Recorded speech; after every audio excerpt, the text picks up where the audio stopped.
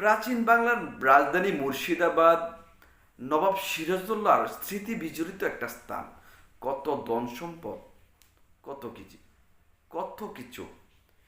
এরকম একটা সম্পদশালী অঞ্চল যদি আমাদের বাংলাদেশের একটা অংশ হতো তাহলে কেমন হতো? সুপ্রিয় দর্শক, আসলেও মুর্শিদাবাদ হওয়ার কথা ছিল আমাদের বাংলাদেশেরই একটা অংশ, অর্থাৎ পূর্ব পাকিস্তানের একটা অংশ হওয়ার কথা ছিল। আসলে দেশভাগ হয়েছিল ধর্মের ভিত্তিতে। হিন্দু এবং মুসলমান ধর্মের ভিত্তিতে কিন্তু দেশ ভাগ হয়েছিল। সেই অনুযায়ী যদি হয়, মুর্শিদাবাদের মুর্শিদাবাদ অঞ্চলটিতে 70% মুসলমান সংখ্যাগরিষ্ঠ ছিল, সেহেতু মুর্শিদাবাদ অঞ্চলটি হওয়ার কথা ছিল পাকিস্তানের একটা অংশ, অর্থাৎ পূর্ব পাকিস্তানের অংশ হওয়ার কথা ছিল, কিন্তু হলো না কেন? হয়ে গেল কিভাবে? হিন্দুদের হিন্দু অধ্যুষিত অঞ্চল রাজশাহী, খুলনা, বরিশাল হয়ে গেল বাংলাদেশের অংশ। এক বিশাল কাহিনী।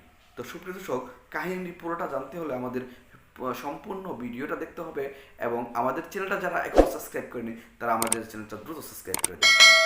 আসলে 47-এ দেশভাগের সময় ভাগ করেছিল, এর সম্পূর্ণ দায়িত্ব কিন্তু ইংরেজদের হাতে ছিল। ইংরেজদের সময় যখন গণিয়ে আসলো, তখন তাদের মাথায় একটা কুবুদ্ধি এলো। এতদিন এতদিন হিন্দু মুসলমান সবাই একত্রিতভাবে বসবাস করে যখন আসছিল, তখন কিন্তু তাদের কোনো হিন্দুস্তান মুসলমান কোনো ভেদাভেদ ছিল না। যখনই তাদের সময় গণিয়ে এলো, তখন ইংরেজরা কি করলো? যারা নেতৃস্থানীয় আছে তাদের মাথায়, মুসলমানরা এক আলাদা রাষ্ট্র গঠন করো, তোমরা হিন্দু যারা আছে তারা আলাদা রাষ্ট্র গঠন করো। এরই ভিত্তিতে কিন্তু আসলে বঙ্গভঙ্গ হয়েছিল।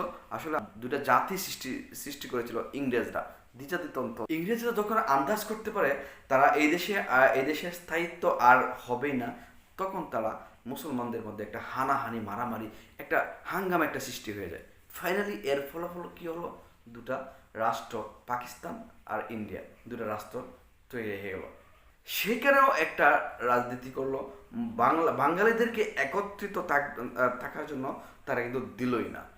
বাংলাভাষী মানুষদের উপর কঠোর নির্যাতন তো ইংরেজরা করতো। ফাইনালি তারা একটা একটা অবিচার কিন্তু ফাইনালি করে গেছে তারা। আসি, মুর্শিদাবাদে 70% মুসলমান বাংলাভাষী ছিল। তারা তারা বাংলাভাষীদেরকে একত্রে বাস করতে দেয়নি।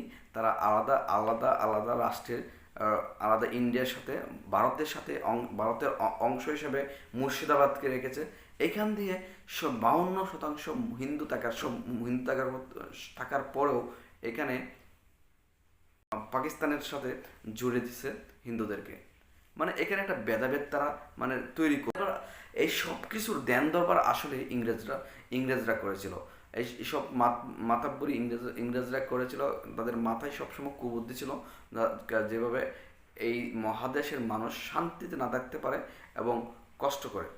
তাদের ভিতরে একটা ভেদাভেদ সবসময় লেগেই থাকে, জাতিগত, ভাষাগত ভাষাগত এবং সম্প্রদায়গত বিভিন্ন ভাব থেকে তাদেরকে একটা বিভেদ এখন পর্যন্ত কিন্তু আমাদের মধ্যে লেগেই আছে। যদি ধর্মের ভিত্তিতে এই দেশ ভাগ হয়ে থাকতো, স্বাভাবিকভাবে মুর্শিদাবাদ বাংলাদেশের অংশ হওয়ার কথা ছিল। তবে ইতিহাসবিদরা মনে করেন এটা ইংরেজদের একটা চক্রান্ত এবং ইংরেজদের একটা নীল নকশা। তো সুপ্রিয় দর্শক, আজকের ভিডিওটা এই পর্যন্তই। তো সবাই সুস্থ থাকবেন, ভালো থাকবেন। আল্লাহ হাফেজ।